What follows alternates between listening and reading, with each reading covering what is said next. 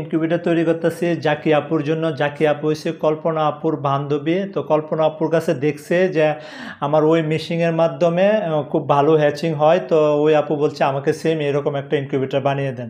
তো আমি সেরকম ইনকিউবেটর ওনাকে একটা বানিয়ে দিব। মাল সামানা দেখতে পাচ্ছেন। তো আমার ইনকিউবেটর নিয়ে সঠিক ধারণা, সঠিক তথ্য, সঠিক পরামর্শ একটা ভিডিও আসবে, আপনারা অবশ্যই এটা দেখে আসবেন। আমার 3 বছর 3.5 বছর অভিজ্ঞতায় আমি ইনকিউবেটর বানাইছি। আর যখন শুরুর দিকে মানুষের বা বিভিন্ন ইউটিউবের এগুলোও বানিয়ে দেখছি, কোনো লাভ নাই। এগুলোর মধ্যে খুবই জঘন্য, খুবই খারাপ হ্যাচিং সেটার হয়। তো আমি নিজে যেগুলো বানায়া আমি পাইছি, তো সেগুলোই আমি ওই ইনকিউবেটরে ধারণা দিছি। এগুলো আপনাকে কেউ ধারণা দিবে না।